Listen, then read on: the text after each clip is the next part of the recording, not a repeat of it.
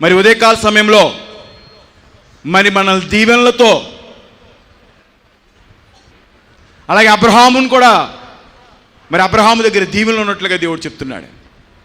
కాబట్టి మన ఆత్మీయ తండ్రి గారు మనందరికీ తండ్రి గారు కాబట్టి ఆయన నోటి ఆశీర్వాదాలు చాలామంది సాక్షి చెప్తారు. అన్నయ్య గారు మాకు ఈ మాట చెప్పారు, ఆ మాట మా జీవితంలో నిర్వర్తించబడ్డది. ఎప్పుడో ఈ సంఘానికి చెప్పారు, గొలవంతెప్ప రోడ్లో ఒక మంచి దేవాలయం కట్టబడుతుందని దేవుడు వాగ్దానం చేస్తున్నాడని. ఆ వాగ్దానం కూడా నిర్వర్తించబడతా ఉంది. ఇంకా అనేకమైన వాగ్దానాలు మరి తండ్రి గారి నోట్లోంచి దేవుడు మాట్లాడుతూ ఉన్నాడు. కాబట్టి మరి 47 దినాలు మరి మనం ఎంతో కష్టించి మరి దేవుడి దగ్గర ఉపవాసం ఉండి చాలా దుర్లక్షణాలు, మరి కొన్ని చెడు అలవాట్లు, కొన్ని మానసికమైన చెడు అలవాట్లు మనం విడిచిపెట్టేసి ఉంటాం. కానీ దేవుడు చెప్తున్నాడు బైబిల్లో, ఒక్కసారి నీలో ఉన్న చీకటి అంధకార దురాత్మ పారదోలిపడ్డ తర్వాత ఒకవేళ నువ్వు పరిశుద్ధ ఆత్మతో కానీ నిండబడకపోతే ఏమవుతాయంటండి, 7 భయంకరమైన శాపగ్రస్తమైన దురాత్మలు వచ్చి మనల్ని పూర్వం కన్నా కూడా చీకటిలోకి నడిపించేస్తాయంట. కాబట్టి ఈ 47 దినాలు మనం జాగ్రత్తగా ఉంటే సరిపోతే అయిపోయింది, ఇంకా దీక్ష తీసేసి మనం ఎలా పడితే అలా ఉండొచ్చా అంటే లేదు. కానీ మనం ఎలా ఉండాలంటే, ఒక గొంగళ పురుగు ఏ విధంగా గూట్లోంచి బయటకు వచ్చి ఒక సీతాకోక చిలకలా మార్చబడ్డదో, ఈ 47 దినాలు మీ దీక్ష, మీ ఉపవాసమును మీరు విడిచిపెడుతున్నప్పుడు, మీ గృహాల్లో మీరు ప్రవేశించినా, మీ గ్రామాల్లో మీరు ప్రవేశించినా, మీ భార్యలు కావచ్చు, మీ భర్తలు కావచ్చు, మీ తల్లిదండ్రులు కావచ్చు, మీరు ఎలా ఉండాలంటే ఒక సీతాకోక చిలకలా మార్చబడాలి. అంతేగాని బెగ్గబెట్టుకుని 47 రోజులు మనం కూర్చున్న తర్వాత మన ఇష్టానుసారంగా ఉంటే దేవుడు చెప్తున్నాడు, మరి బయట ఎలా ఉంటుందో నాకు తెలియదు కానీ జీవగ్రంథంలో దేవుడు చెప్తున్నాడు, నువ్వు పరిశుద్ధాత్మునితో ఒకవేళ నింపబడకపోతే 7 అంతల ప్రభావం గల దురాత్మలు వచ్చి మనలో నివాసమై ఉండి మనల్ని మరింతగా భ్రష్టు పట్టించేస్తాయంటండి. అవునా అని మనం బైబిల్లో చూసుకున్నప్పుడు ఇజ్రాయేలు ప్రజల్ని ఎర్ర సముద్రం దాటించి దేవుడు మరి మేఘస్తంభంగా అగ్నిస్తంభంగా వారి మధ్యన సంచారం చేస్తున్నప్పుడు వారి హృదయంలో దేవుడి స్థానం ఇవ్వకుండా లోక సంబంధమైన ఐహికమైన వాటి కోసం స్థానమిచ్చి వెనుదిరుగు చూసి శాపగ్రస్తులైపోయినట్లుగా, వెనుదిరుగు చూసి వారి జీవితంలో అనేకమైన పోగొట్టుకున్నట్లుగా బైబిల్లో మనకే కనపడుతుంది. కాబట్టి దేవుడు మనం పాడైపోవాలని కోరుకునే దేవుడు కాదు. ఆయన ప్రాణాన్ని ఎందుకు పెట్టాడు, రక్తాన్ని ఎందుకు చిందించాడు అంటే ఒక పాపి మార్చబడాలి, ఒక పాపి పరలోక రాజ్యంలోకి రావాలి, ఒక పాపికి విడుదల కావాలి. కాబట్టి ఈ పునరుద్ధానము దేనికి దేవుడు ఏర్పాటు చేశాడంటే, ఈ పునరుద్ధానంలో దేవుడు మన పాపాన్ని, మన శాపాన్ని కడిగివేసి మనల్ని పరలోక రాజ్యంలో స్థిర నివాసంలో ఆయనతో పాటు సంతోషంగా ఉండటానికి దేవుడు మరణాన్ని జయించి మనకి పునరుద్ధానాన్ని దేవుడు ప్రసాదించాడు. కాబట్టి మనం ఎలా ఉండాలి, రేపొద్దున మనం వెళ్ళిన తర్వాత మన ఇష్టానుసారంగా ఉంటే దేవుడు చెప్తున్నాడు. మరిన్ని చాలామంది అంటూ ఉంటారు, మేము దేవుడిని నమ్ముకున్నామండి, దేవుడిని నమ్ముకున్న తర్వాత ఇంకా కష్టాల్లోకి వెళ్ళిపోయామండి, మేము దేవుడిని నమ్ముకున్నామండి, ఇలా అయిపోయింది అలా అయిపోయింది. అందుకని ఇశ్రాయేలు ప్రజల్ని దాటించిన తర్వాత దేవుడు చెప్పాడు, మోషే సినాయికి రా, నేను నీతో మాట్లాడతాను. మరి 40 దినాలు మోషే ఉపసించిన తర్వాత దేవుడు చెప్పాడు, 10 ఆజ్ఞలు ఆయన స్వహస్తాలతో రాసి మోషేకిచ్చి చెప్పాడు, చెప్పు ఇజ్రాయెల్ మధ్యలోకి తీసుకెళ్ళు, ఈ ఆజ్ఞలన్నీ ఇజ్రాయెల్కి చెప్పు. ఇది పాటించినంత కాలము యెహోవా వాళ్ళకే తోడుగా ఉంటాడు. వారి దేవుడు వారికి సాకారంగా ఉంటాడు. ఈ ఆజ్ఞల్ని వారు విడిచిపెట్టినప్పుడు దేవుడు వాళ్ళని వదిలేస్తాడని చెప్పని దేవుడు చెప్పాడు. కాబట్టి మన ఉపవాసాలు మాత్రమే పరిశుద్ధంగా ఉండి తర్వాత మనం ఎలా పడతా అలా ఉంటే, ఒకవేళ నువ్వు క్రైస్తవులను ఉండొచ్చు, బాప్తిజం తీసుకుని ఉండొచ్చు, భోగాల ప్రయాణం నీకు దేవుడితో ఉండొచ్చు. కానీ దేవుడు చెప్తున్నాడు, నేను విడిచిపెట్టేస్తాను. దేవుడు విడిచిపెట్టేస్తే మన జీవితం చాలా భ్రష్టంగా మారిపోతుంది. కాబట్టి ఈ ఉపవాస దినాలు అయిన తర్వాత మనం ఏం నేర్చుకోవాలండి?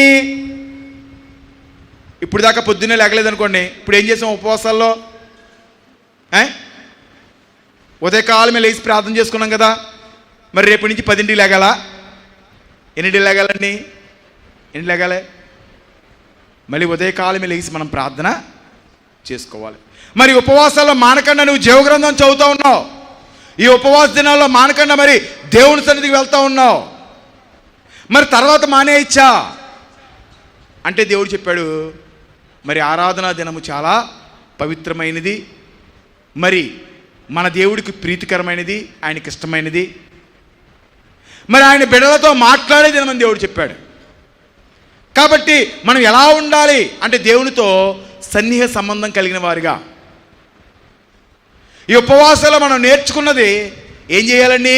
మన జీవితంలో అమలుపరుస్తూ మరి మనం ఎన్న వాక్యాలు అన్నిట్లు కూడా జ్ఞాపకం చేసుకుని, అందుకని కీర్తనల గ్రంథంలో దేవుడు చెప్తున్నాడు 1వ అధ్యాయంలో, దివారాత్రులు దాన్ని ధ్యానించేవాడు ధన్యుడు. వాడు ఎక్కడ ఉంటాడంటే నీటివారు నాటబడ్డ చెట్టు వలె ఉంటాడు.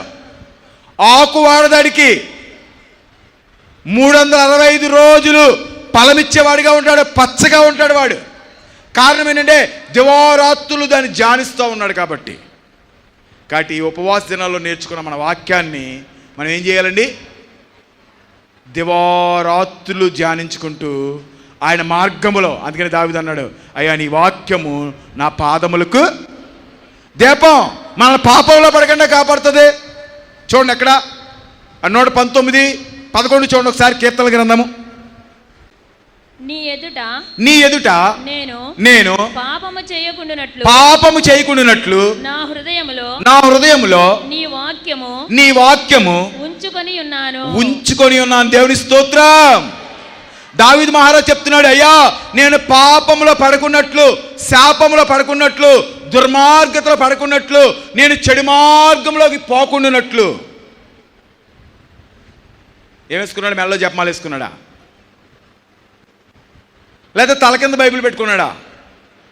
అంటే చెప్తున్నాడు, దావీదు మహారాజు చెప్తున్నాడు, అయ్యా నా హృదయములో నీ వాక్యాన్ని ఉంచుకున్నాను, ఆ వాక్యము నన్ను పాపములో పడకుండా కాపాడుతూ ఉంది. ఎప్పుడైతే నువ్వు పాపంలో లేవో ఎవరితో కలిసి ఉంటావండి?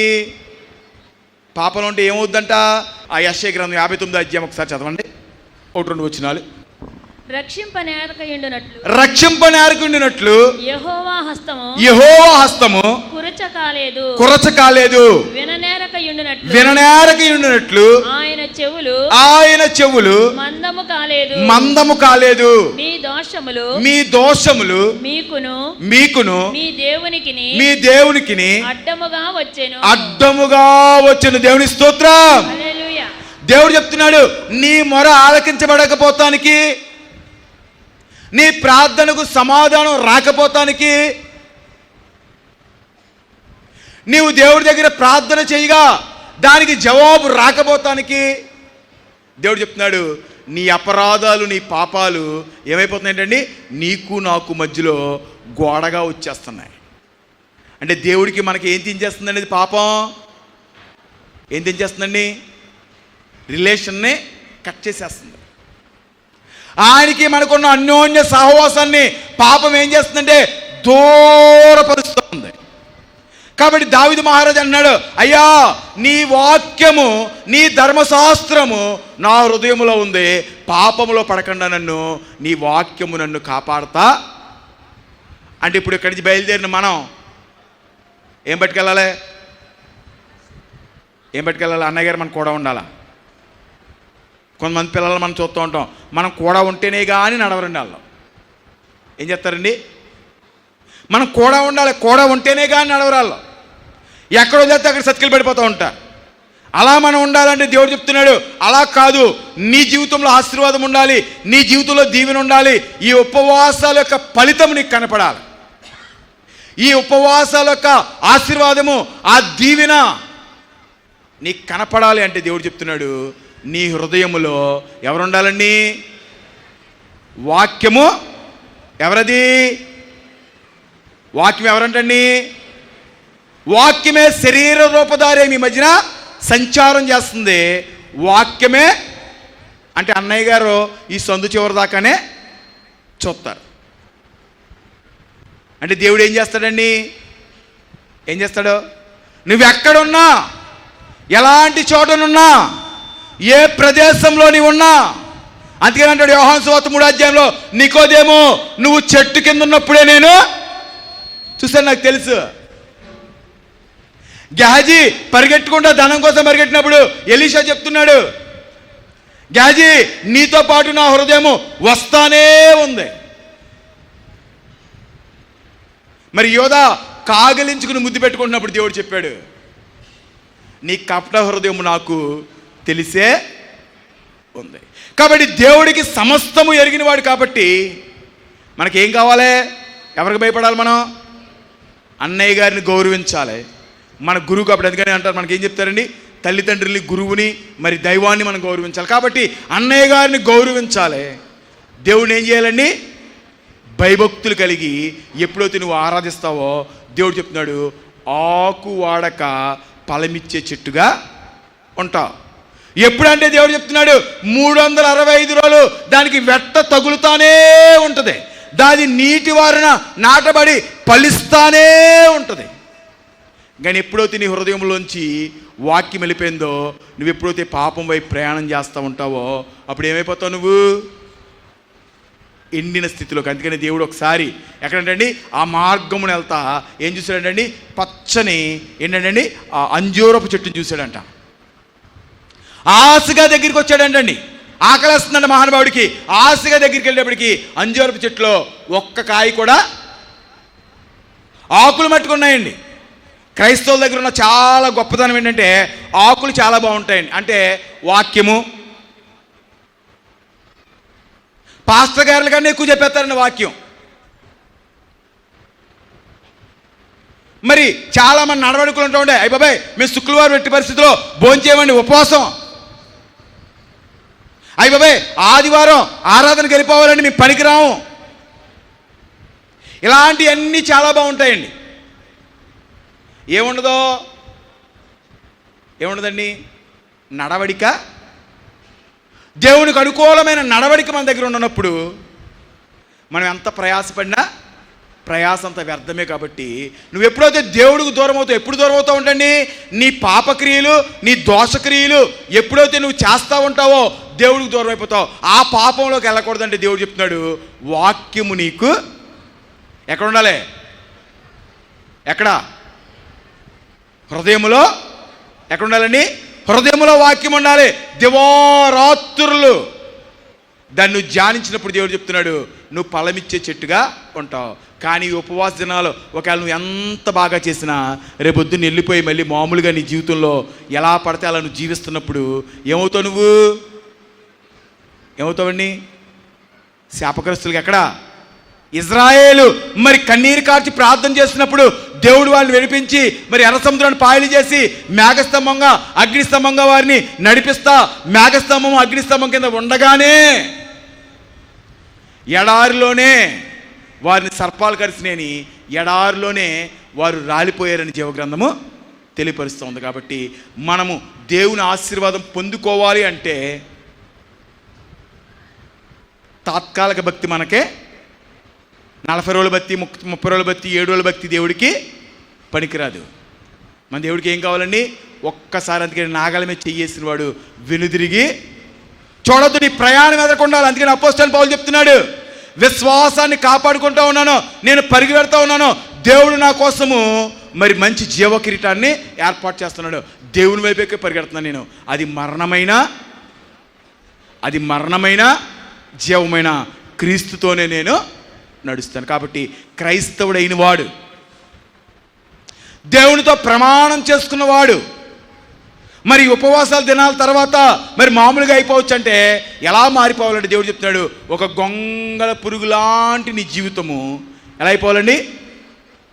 ఆ తర్వాత అది ఆకులు పాడు చేయదు, చెట్లు పాడు చేయదు, పెంటల మీద తిరగదు. దాన్ని చూస్తే ఎలర్జీ రాదు. అది ఏం చేస్తుంది? మరి తేనెని స్వీకరించే విధంగా పువ్వుల మీద మాత్రమే తుమ్మిదిలాగా అది తిరుగుతూ ఆహ్లాదభరితమైన జీవితాన్ని, అనేక మందికి ఆశీర్వాదకరమైన జీవితాన్ని జీవిస్తుంది. కాబట్టి ఈ వ్రత దినాలు అయిన తర్వాత వీటిని తెంచుకున్న మనము ఎలా ఉండాలండి? సీతాకోకు చిలకలాగా మన కుటుంబానికి ఆశీర్వాదకరంగా ఉండాలి, మన సంఘానికి ఆశీర్వాదకరంగా ఉండాలి, మన చుట్టుపక్కల వారందరికీ కూడా మనము ఆశీర్వాదకరంగా ఉండాలి. అలా మనం ఉండాలంటే మన హృదయంలో దేవుడు చెప్తున్నాడు ధర్మశాస్త్రము ఉండాలి. అది ఉన్నప్పుడు దేవుడు చెప్తున్నాడు నువ్వు ఫలించేవాడిగా ఉంటావు. కాబట్టి దేవుడు అలాంటి గొప్ప దీవెనలు, ఆశీర్వాదాలు మనందరి మీద దేవుడు కుమ్మరింపు చేసి దీవించి ఆశీర్వదించునుగాక. ఆమేన్. ప్రార్థన అండి. ప్రార్థన కనికరం గలవాడనై, సమాధానకర్తనై, నిత్యుడనై, నివాదకుడనై, యుగ యుగాలు ఏకరీతిగా ఉన్నవాడనై ఇప్పుడు మీ మధ్యన సంచారం చేస్తున్నాను. ఆదిలో మీ పితరులుగా వాగ్దానం ఇచ్చి వాగ్దానం నెరవేర్తం చేస్తున్న నేను ఇదిగో యెరూషలేము నివాసులారా మీకు శుభం కలుగును గాక. సదా నా మహిమతో నా ప్రభావంతో నిండబడినది గాక. మీ వంశాలు వర్ధిల్లుదురు గాక. తరతరాలుగా దీవెనకరంగా జీవిందురు గాక. ఈ పాడి పంటలు అభిషేకించబడగాక. నిత్యము నా కృపకు పాత్రగా ఉందరు గాక. నిరంతరం నా ఆశీర్వాదం నిండబడదురు గాక. ఎటువంటి దుఃఖం మీకు లేకుండా ఉండుగాక. సంతోషభరితమైన జీవితాన్ని జీవిందురు గాక. నిత్య స్తుతి మహిమ ప్రభావాలతో అబ్రహాములా నిత్యము నా కృపకు పాత్రులుగా ఉందరుగాక. ఆమేన్, ఆమేన్, ఆమేన్. జీవముగల తండ్రికి 2 వందనాలండి. మీ అందరికీ నా ప్రియ వందనాలు చేస్తున్నాను. మీరు అందరూ అనుకుంటున్నారు ఇప్పుడు అన్నయ్య గారు వచ్చారు కదా అస్సలు వదలరు కదా అని. ఎందుకంటే 47 దినాలు అసలు వదలలేదండి. ఇంకలాగే డేస్ విడిపోయాను. అంచేది ఇప్పుడు మీరు కూడా అందరూ అనుకుంటున్నారు అన్నయ్య గారు వదలరు కదా అని. కానీ వెనకాల మా దైవజనులు ఉన్నారండి, వాళ్ళకి కాళ్ళు అయ్యేస్తున్నాయండి. అప్పుడే అరగంట 30 గంట అయిందండి. అంటే నేను తొందరగా నా కార్యక్రమాన్ని పూర్తి చేసి నేను మరి యాజకులకి సమయం చేస్తానండి. ఈ విషయం భక్తులు గమనించాలని మీకు అందరికీ నేను విజ్ఞాపన చేస్తున్నాను. దేవుడి స్తోత్రాలు. ఈస్టర్ లేక మరి పునరుద్ధాన పండుగ గురించి ఎన్నెన్నో విషయాలు చెప్పుకుంటూ ఉంటారు. నేను 1-2 విషయాలు చెప్తానండి. అందరికీ ప్రామాణిక గ్రంథాలు ఉన్నాయండి. ముస్లిమ్స్కి, ఇజ్రాయిల్కి, హిందువులకి, మనకి కూడా ప్రామాణిక గ్రంథాలు అంటే మత గ్రంథాలు. ఆ మత గ్రంథాల్లో ఏమి రాయబడిందంటే హిందూ మతంలో అయితే ఈశ్వపుత్రాయన మహా, సర్వపాప నివారణ మహా, యుగాంతని మహా, కన్యగర్భాయన మహా, భగవంతుడు అనేవాడు పుడుతున్నాడు. ఎందుకు పుడుతున్నాడు? ప్రజాపతి రక్తప్రోక్షణై పాప విమోచనై తన పిల్లల యొక్క పాపాలు కడిగి పరలోక రాజ్యం తీసుకెళ్ళటానికి ఆయన పుడుతున్నాడు అని హిందూ వేదంలో, ఖురాన్లో, మరి పాత నిబంధనలు అవుతే మీకు బాగా తెలుసు. మరి ఇజ్రాయిల్ గ్రంథం అది. ఇక బౌద్ధ గ్రంథం కూడా బుద్ధుడు చెప్పాడు యేసు క్రీస్తు యొక్క పాదాలు కూడా నేను ముట్టుకోవడానికి అర్హుడు కాను, వస్తున్నాడు. నన్ను చూసి మీరు అందరూ యేసుక్రీస్తు అనుకున్నారు, అలా అనుకోవద్దు, ఆయన వస్తున్నారు. అయితే దేవుడి స్తోత్రాలు.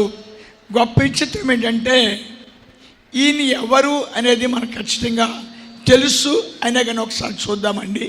ప్రకటన గ్రంథం 7వ అధ్యాయం 10వ వచనం చూడమ్మా.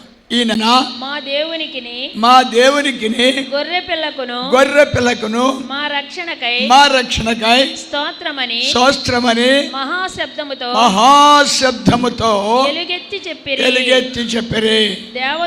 దేవదూతలందరూ సింహాసనము చుట్టూను పెద్దల చుట్టూను ఆ 4 జీవుల చుట్టూను నిలవబడి ఉండి తబలగొండండి.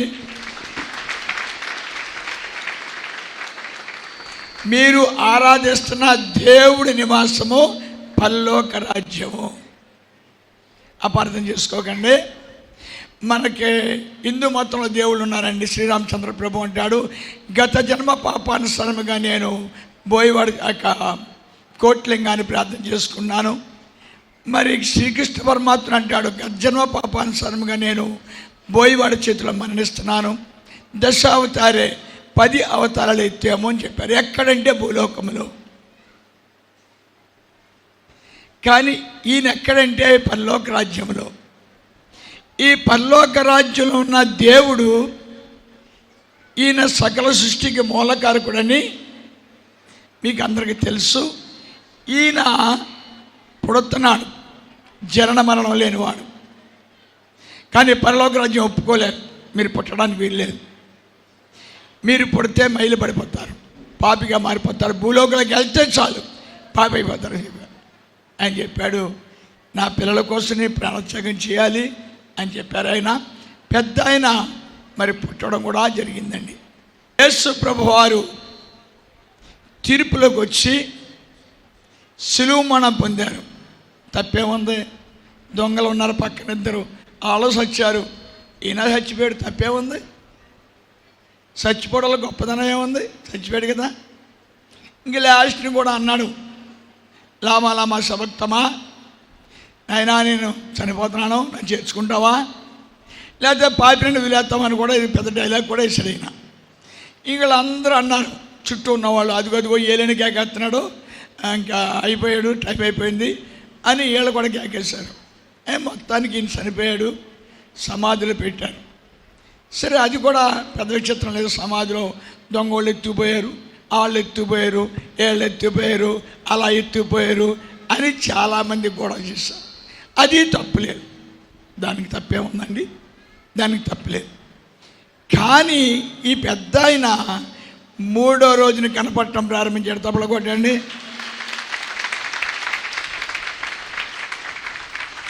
ఏ దేవుడు చనిపోయి కనపడలేదు, కానీ ఈ దేవుడు చనిపోయి లేచాడు. తప్పలు కొట్టండి, గట్టి కొట్టండి, బాగా కొట్టండి, బాగా కొట్టండి. ఈయన శిష్యులతో ఒక మాట అంటాడు. చూద్దాం, లూకా 24వ అధ్యాయం 5వ వచనం చూద్దాం. వారు భయపడి ముఖములను నేల మోపి ఉండగా వీరు సజీవుడైన వాడిని మీరెందుకు మృతులలో వెదకుచున్నారు? తప్పట్లు కొట్టండి. ఇదండి క్రైస్తుడు గ్రేట్నెస్. తప్పలు కొట్టండి. హల్లెలూయా. క్రైస్తుడు గొప్పతనం ఇదే. హల్లెలూయా. క్రైస్తుడు గొప్పతనం ఇదే. హల్లెలూయా. క్రైస్తుడు గొప్పతనం ఇదే. హల్లెలూయా.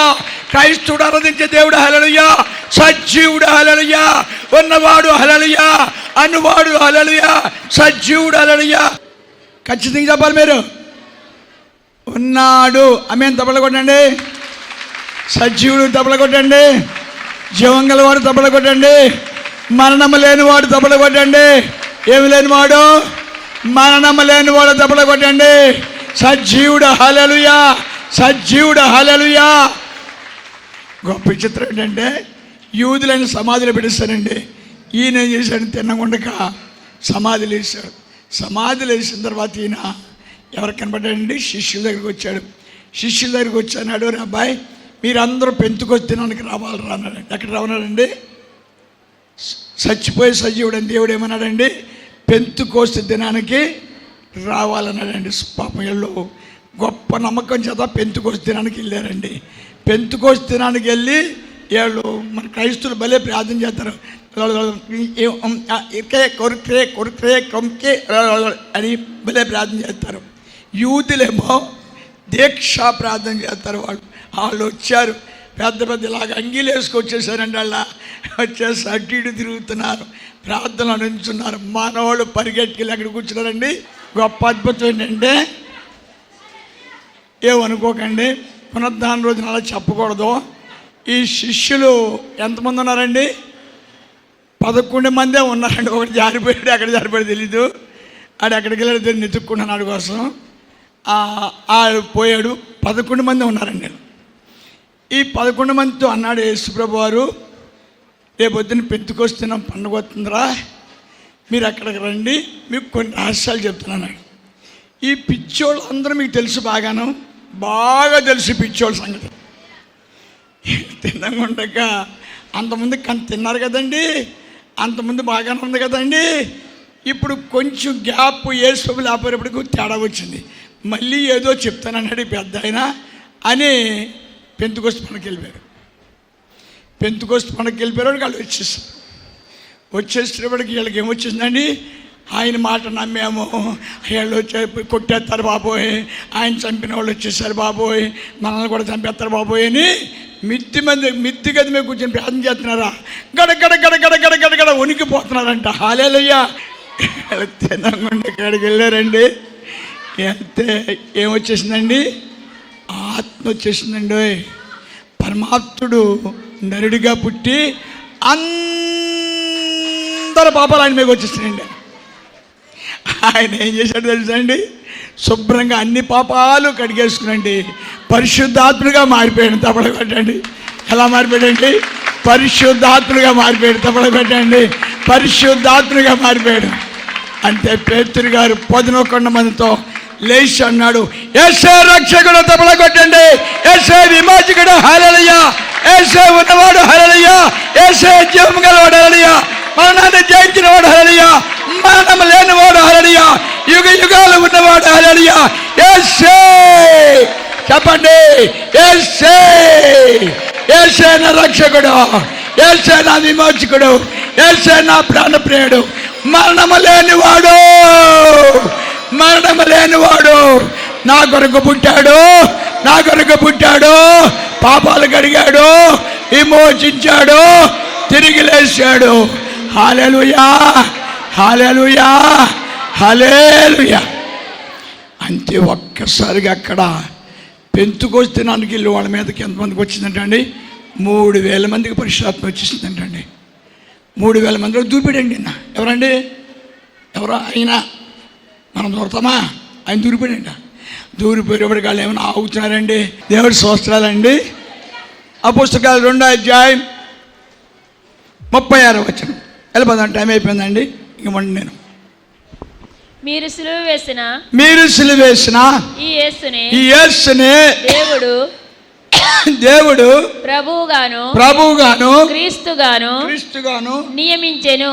ఇది ఇశ్రాయేలు వంశమంతయు రూఢిగా తెలుసుకొనవలనని చెప్పాను. వారు ఈ మాట విని హృదయములో నొచ్చుకొని సహోదరులారా మేము ఏమి చేతుమని పేతురును కడమ అపోస్తలులను అడగగా, పేతురు మీరు మారు మనస్సు పొంది పాపక్షమ తబలగొట్టండి. ఇప్పుడు వీళ్ళు అంటారండి, పాపక్షమాపణ నిమిత్తమై. ఏ పాపం అండి? జన్మ పాపము. హల్లెలూయా. జన్మ పాపం యజ్ఞం వల్ల కానీ, యాగం వల్ల, కర్త వల్ల కానీ అయా రద్దు చేయబడదు. కానీ ఎవరి రక్తం అండి? అయా గొర్రెల రక్తం చేత కానీ, అయా ఇంకా పోతామంటే ఎద్దుల రక్తం చేత కానీ కాదు. కానీ పరిశుద్ధిని రక్తమే చేత పాప పరిహారం చెల్లించబడుతుంది. ఆమేన్. అందుకు యేసు సిలువ అయ్యాడు. హల్లెలూయా. యేసు సిలువేశాడు. ఆమేన్. వాళ్ళని నమ్మించడం కోసం ఏం చేశాడంటే వాళ్ళలోకి వెళ్ళిపోయాడు. ఎవరిలోకి వెళ్ళిపోయాడమ్మా? ఎవరికి వెళ్ళాడమ్మా? వాళ్ళలోకి వెళ్ళిపోయాడు. తప్పడు పెట్టండి.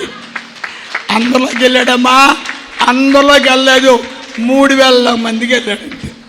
వాళ్ళు అంటారండి, యోయ్ మేము 10,000 మంది, 7,000 మంది అన్నారని. యేసు పుట్టలేదు. ఆడు యేసే కాదు, రక్షకుడు కాదు. ఏళ్ళు అంటారని, ఏయ్ నాలో ఉన్నాడా? హల్లెలూయా. నాలో ఉన్నాడు నా యేసు. ఆమేన్. నాలో ఉన్నాడు నా యేసు. ఆమేన్. నా పాపాన్ని కడిగాడు. హల్లెలూయా. నా శాపాన్ని కడిగాడు. హల్లెలూయా. నేను పరలోకానికి వచ్చాను. హల్లెలూయా. హల్లెలూయా. మరి యేసు ఎవరి దగ్గరికి వచ్చాయండి అమ్మా? అక్కడ 7,000 మంది మాకు కనపట్టలేదు. 3,000 మంది అన్నారు మాలో ఉన్నాడు. ఆమేన్. ఎందుకు తెలుసా? మేము పరిశుద్ధులము. తప్పడగొట్టండి. మేము పరిశుద్ధులము. హల్లెలూయా.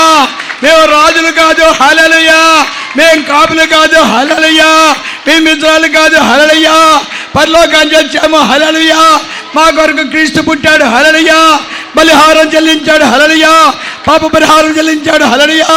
మాకు విమోచన ఇచ్చాడు, హల్లెలూయా. మమ్మల్ని పరలోక రాజ్యంలోకే తీసుకెళ్ళిపోతున్నాడు. మరి మనం క్రైస్తవులం కదండి, మనలోకి వచ్చాడంటారా? ఏసు రాలేదంటారా? మనలోకి వచ్చాడు కదండి, మనలోకి వచ్చాడు కాబట్టి మనం ఏమన్నామండి? యేసు పుట్టాడు, తప్పలు కొట్టండి. యేసు మరణించాడు, హల్లెలూయా. యేసు తిరిగి లేచాడు, హల్లెలూయా. ఎక్కడికి వచ్చాడు? నా దగ్గరికి వచ్చాడు, హల్లెలూయా. నా దగ్గరికి వచ్చాడు, హల్లెలూయా. రాజుల దగ్గర రాలేదు, హల్లెలూయా. కాపుల దగ్గర రాలేదు, హల్లెలూయా. బ్రాహ్మణుల దగ్గర రాలేదు, హల్లెలూయా. కాముడి దగ్గర రాలేదు, హల్లెలూయా. నా దగ్గరికి వచ్చాడు, హల్లెలూయా. నాలో ప్రవేశించాడు, హల్లెలూయా. నాలో ప్రవేశించాడు, హల్లెలూయా. నన్ను పరలోక రాజ్యం తీసుకెళ్తాను, హల్లెలూయా. నేను పరలోకానికి వచ్చాను, హల్లెలూయా. నేను పరలోక రాజ్యంకి వెళ్తున్నాను, హల్లెలూయా. ఈ లోకంలో ఉన్నంత కాలము యేసుని ఆరాధిస్తాను. ఏప్రిల్లో అపోస్తుల పౌలు గారు అంటారండి, నాకు మళ్ళీ సన్నాసులు కొంతమంది చేరి యేసుబాబు నమ్ముకున్నాం, మాకు ఇంకా రాజ్యాలు రాలేదు, యేసుబాబు నమ్ముకున్నాం, మాకు ఇంకా మరి పొలాలు పండట్లేదు అని ప్రార్థన చేస్తున్నారండి. అప్పుడు అపోస్తుల పౌలు గారు అన్నాడు, ఓరి పిచ్చి వాళ్ళరా, వాళ్ళకు భూలోకం వాళ్ళకి ఈ దేవుడేరా, మీరు ఆరాధిస్తున్న దేవుడే. కానీ ఆ దేవుడు ఏమి ఇచ్చాడు? భూలోకాన్ని ఇచ్చాడు వాళ్ళకి, మనకిచ్చాడు పరలోక రాజ్యము. ఎందుకు ఇచ్చావయ్యా అంటే వాళ్ళు నా పిల్లలు. ఎందుకు ఇచ్చావయ్యా అంటే పరిశుద్ధులు. పరిశుద్ధులు పరలోక రాజ్యంలో ఉండాలి, పరిశుద్ధులు భూలోకంలో ఉండడానికి లేదు. అందుకే నేను బలిహారం చెల్లించి నేను తిరిగి లేచి ఎక్కడికి వచ్చాను? నా పిల్లల్లోకి వచ్చాను. అందుకే ఆయన పిల్లల్లోకి వచ్చినప్పుడు వాళ్ళందరూ ఏమన్నారండి? ఇజ్రాయెల్ ఏమన్నారండి? యేసు రక్షకుడు కాదు. రాజులు ఏమన్నారండి? యేసు రక్షకుడు కాదు. కాపులు ఏమన్నారండి? యేసు రక్షకుడు కాదు. ఇప్పుడు మనం ఏమన్నామండి? చెప్పాలి, యేసే. తబల కొడాలి. యేసే రక్షకుడు, హల్లెలూయా. యేసే విమోచకుడు, హల్లెలూయా. యేసే నా ప్రాణప్రియుడు, హల్లెలూయా. యేసు ఎక్కడున్నాడు? నాలో ఉన్నాడు. దయచేసి అందరూ కూడా మరి దేవుని ముందు మోకరించి మరి 47 దినాలు మరి దేవుని దగ్గర ఉపసించారు. అనేకమైన చెడ్డ కార్యాలను విడిచిపెట్టారు. మరి ఇక ముందు మన జీవితంలో మరి జయ జీవితాన్ని మనం జీవించాలంటే మరి కంపల్సరీ ఆ మహానుభావుడు మనకు తోడుగా ఉండాలి. అందుకని ఆ రోజు మరి కలవరగిల్లులో మనం చూస్తున్నప్పుడు యేసుక్రీస్తు ప్రభువారిని మరి బాధించి కష్టపెట్టి సిలివేసి శ్రమల పాలు చేసినప్పుడు మరి అక్కడ ఉన్న శిష్యులందరూ కూడా చెల్లాచెదురైపోయారు. ఇంకా ఏసేదో అద్భుతం చేస్తాడని చూస్తున్న వాళ్ళందరూ కూడా ఎప్పుడైతే సిలువ మీద మహానుభావుడు మరి ప్రాణాన్ని విడిచాడో అప్పుడు దాకా నిరీక్షణ కలిగిన వారందరూ కూడా భయపడుతూ కన్నీరు కారుస్తూ పారిపోయిన వారిగా ఉన్నారు. కానీ బైబిల్లో మనం చూస్తున్నప్పుడు మరి పునరుద్ధాన దినాన్న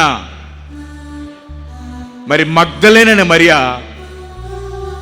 యేసు దేహానికి తైలం పోస్తానికి మరి తెల్లవారుజామున వెళ్ళిందంటండి. వెళ్ళి లోపల నెతుకుతూ ఉండగా ఏడుస్తా ఉందంటండి, కన్నీరు కారుస్తా ఉందంట. ఎందుకంటే లోపల యేసు లేడు. అయ్యో నా యేసుని ఎవరు తీసుకెళ్ళిపోయారని కన్నీరు కారుస్తూ ఉండగా ఒక స్వరం వినపడుతుంది, అమ్మా నువ్వు ఏడవవద్దు, అమ్మా నువ్వు కన్నీరు కార్చొద్దని కానీ చెప్తుంది మగ్దలేన మరియా. రబ్బోని, నా తండ్రి, నా ప్రవక్త. దేవుడు చెప్తున్నాడు, నీ కన్నీరు తొడవటానికి దేవుడు వచ్చాడు. దేవుడు చెప్తాడు, నువ్వు కన్నీరు కార్చొద్దు, ఆందోళన పడద్దు. నా కుటుంబం ఎలా ఉంటుంది, నా బిడ్డల భవిష్యత్తు ఏంటి, నా జీవితం ఏమవుతుంది, ఇదిగో నా జీవితంలో సమాధానం వస్తుందా అని ఒకవేళ ఎంతకాలం నువ్వు గలిబిలి పడతా ఉన్నావేమో. కానీ పునరుద్ధారణ నేను యేసు చెప్తున్నాడు, అమ్మా భయపడకు, అమ్మా నువ్వు కన్నీరు కార్చుకో, నీ యేసు సజీవుడుగా ఉన్నాడు, నేను నీకు సాకారంగా ఉంటానని దేవుడు చెప్తున్నాడు. కాబట్టి ఒకవేళ ఎంతకాలము, ఒకవేళ పెంతెకొస్తు దినంలో మరి వాళ్ళందరూ ఉన్న విధంగా ఒకవేళ గలిబిలిగా మీరుంటే, ఇవాళ ఉదయకాల సమయంలో దేవుడు వాగ్దానం చేస్తున్నాడు, అమ్మా కన్నీరు కార్చు. ఆనాడు హాగరు కన్నీరు కారుస్తున్నగా చెప్తున్నాడు దేవుడు. హాగరు ఏడుస్తూ ఉంది, బిడ్డని ఎదురుకుండా పెట్టుకుంది, ఏడుస్తూ ఉంది. ఎవరు ఈ బిడ్డను రక్షిస్తారో, ఎవరు నా బిడ్డకి మరి ప్రాణదానం చేస్తారు, ఎవరు నా బిడ్డని రక్షిస్తారని కన్నీరు కారుస్తున్నగా దేవుడు చెప్తున్నాడు. హాగరు కన్నీరు కార్చుకు, నీ కుమారుని రాజును చేయబోతున్నానని చెప్పాడు దేవుడు. కాబట్టి ఉదయకాల సమయంలో దేవుడు చెప్తున్నాడు, అమ్మలారా మీరు కన్నీరు కార్చకండి, సజీవుడైన దేవుడు మీకు తోడుగా ఉంటాడు. అందుకని యెషయా గ్రంథము 43 అధ్యాయంలో చెప్తా ఉంటాడు దేవుడు, యాకోబు నువ్వు భయపడకో, నీవు అగ్నిగుండంగా వెళ్ళినప్పుడు నేను నీకు సహకారిగా ఉంటాను, నువ్వు జలమలలో పడి వెళ్ళినప్పుడు నీకు నేను సహకారంగా ఉంటాను, నీవెక్కడ నిలబడితే అక్కడ నేను నిన్ను ఆశీర్వాదకరంగా చేస్తాను. యాకోబు నువ్వు భయపడకు, చిన్నవాడు అని నువ్వు భయపడక. కాబట్టి ఒకవేళ ఎంతకాలము కలత చెందుతూ ఉన్నావేమో, ఒకవేళ ఎంతకాలం నువ్వు ఆందోళన చెందుతూ ఉన్నావేమో, ఎంతకాలం నీ సమస్యలు చూసుకుని నువ్వు భయపడతా ఉన్నావేమో. అలాంటి సారాపోతు అనుకుంటుంది, ఎంత ఆహారం మాత్రమే ఉంది, ఇది నాకు 2 రోజులకు మాత్రమే వస్తుంది, ఈ కరువు దినాల్లో నా పిల్లల్ని ఎలా పోషిస్తానని ఆందోళన పడుతున్నా. సారాపత్తో దేవుడు చెప్తున్నాడు, అమ్మా కరువు దినాలు నేను నిన్ను పోషిస్తా, నీ కుటుంబాన్ని పోషిస్తాను, నీ వల్ల అనేక మందిని ఆశీర్వాదకరంగా మారుస్తాను. కాబట్టి ఒకవేళ ఎంతకాలము నువ్వు గలిబిలి పడతా ఉన్నావేమో, నీ దేవుడు చెప్తున్నాడు, మృతుల్లో లేడైనా సజీవుడిగా ఉన్నాడు, బ్రతికున్నాడు నీ మధ్యన, నీ కోసం పోరాడేవాడిగా ఉన్నాడు, నీ కోసం నడిచేవాడిగా ఉన్నాడు. కాబట్టి దేవుడు చెప్తున్నాడు, నువ్వు కన్నీరు కార్చక తల్లి. అన్న దుఃఖంతో వచ్చింది దేవుడి సన్నిధికి, బాధతో వచ్చింది, కన్నీరుతో వచ్చింది, మనో దుఃఖముతో వచ్చింది. కానీ తిరిగి వెళ్ళేటప్పుడు సంతోషంగా వెళ్ళింది. కారణం ఏంటంటే దేవుడు చెప్తా ఉన్నాడు, అన్నా నేను నిన్ను ఆశీర్వదించబోతున్నాను, అన్నా నేను నిన్ను దీవించబోతున్నానని చెప్పాడు దేవుడు. అందుకని చెప్తుంది, అన్నా దరిద్రులను లేవనెత్తువాడా, అయ్యా దరిద్రులను సింహాసనం మీద కూర్చుండబెట్ట సామర్థ్యము గల దేవా. కాబట్టి ఒకవేళ నువ్వు అనుకుంటూ ఉండొచ్చు, నీ జీవితంలో ఒకవేళ నువ్వు చిన్నవాడిగా ఉన్నాను ఒకవేళ నువ్వు అనుకుంటూ ఉండొచ్చు. దావీదు తన కుటుంబంలో చిన్నవాడిగా ఉన్నాడు, కానీ దేవుడు దావీదుని ఇజ్రాయెల్ రాజ్యంలో గొప్పవాడిగా దేవుడు మారుస్తూ ఉన్నాడు. కాబట్టి ఒకవేళ ఎంతకాలం నువ్వు మనోచింతతో బాధపడతా ఉంటే దేవుడు చెప్తున్నాడు ఈ ఉదయకాల సమయంలో, అమ్మా నువ్వు దుఃఖించుకో, అమ్మా నువ్వు భయపడుకో, నీ భయాన్ని తీసివేస్తానికి, నీ దుఃఖాన్ని తీసివేస్తానికి నీ దేవుడు మృత్యుంజయుడే, సజీవుడిగా ఆనాడు ఈనాడు ఏకరీతిగా ఉన్నవాడు, అల్ఫా ఓమేగవై మీ మధ్యన సంచారం చేస్తున్నాను దేవుడు చెప్తున్నాడు. కాబట్టి నాయనా ఈ ఉదయకాల సమయంలో తండ్రి, మరి ఏ బిడ్డలు అవుతేనైనా వారి హృదయాంతరంగాల్లోంచి వారి హృదయం అనే తలుపులు తెరచినైనా, అయ్యా మా దేవుడు సజీవుడు, అయ్యా నువ్వు మాలోకి రానైనా, మాలో నివాసము చేయి తండ్రి, నువ్వు ఉంటే నాకు చాలయ్యా అని మరి ఎవరైతే ప్రార్థన చేస్తున్నారో ప్రభు నీకు వందనా. ఎవరిని విడిచిపెట్టే దేవుడు కాదు ప్రభు నీకు వందనా, ఎవరిని గెంటి వేసే దేవుడు నువ్వు కాదు ప్రభు నీకు వందనా. అలనాడు వ్యభిచార స్త్రీని క్షమించిన దేవుడు, గుడ్డివాడి కళ్ళిచ్చిన దేవుడు, కుంటిన వాడిని లేవనెత్తిన దేవుడు, యాయీరు కుమార్తెని బతికించిన దేవుడు, పేతురును మనుషుల పట్టు జాలరుగా చేసిన దేవుడు ప్రభువా నీకు వందనాలు. కాబట్టి నాయనా ఈ ఉదయకాల సమయంలో ఎవరైతేనైనా నీ మీద నమ్మకాన్ని నుంచి, విశ్వాసాన్ని నుంచి ప్రభువా నీకు వందనాలు. ఇదిగో నా దేవుడు మృత్యుంజయుడు, సజీవుడు, నా కొరకు బ్రతికి వచ్చిన దేవుడని ప్రభువా నీకు వందనాలు. నా మధ్యలో నివాసమై ఉన్న దేవుడని ప్రభువా నీకు వందనాలు. మరి అందరూ నమ్ముతున్నారో ప్రభువా నీకు వందనాలు. వారందరినీ మీరు జ్ఞాపకం చేసుకున్నాయన నేటి దినాంచి తండ్రి, అలనాడు ఇజ్రాయెల్కి నువ్వు ఏ విధంగా తోడుగా ఉండి నడిపించావో తండ్రి, అలనాడు పేతురు మీద ఏ విధంగానైనా ఆదరణకర్త అయిన ఆత్మను కొమ్మరింపజేసావు ప్రభువా నీకు వందనాలు. అట్టి ఆత్మాభిషేకాన్ని మరి నీ బిడ్డలందరి మీద కొమ్మరింప చేసి మరి పునరుద్ధాన ఆశీర్వాదాల ప్రభువా నీకు వందనాలు. నేను ఈ మరణాన్ని దాటిపోయే శక్తిని ప్రభువా నీకు వందనాలు. అయ్యా, మరణాన్ని జయించగల శక్తిని తండ్రి, లోకాన్ని పాపాన్ని జయించి నీ పాదాల దగ్గర తండ్రి నీతిమంతులుగా యథార్థమంతులుగా బ్రతకగల శక్తిని, అట్టి ఆత్మాభిషేకాన్ని దేవానికి వందనాలు. నీ బిడ్డలందరి మీద కుమ్మరింప చేసి దీవించి ఆశీర్వదించి పంపించమని యేసు ఉన్నతమైన నామమున అడిగి వేడుకొంచున్నాను పరమ తండ్రి. ఆమేన్, ఆమేన్, ఆమేన్.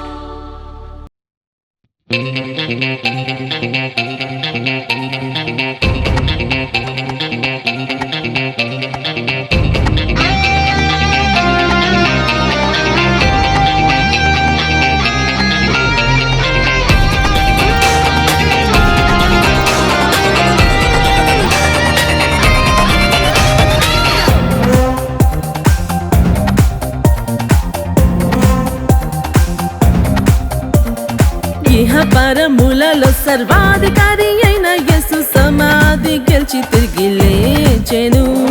నిత్యమైన వెలుగుగా రాజాది రాజుగా మరణమునే జయించెను.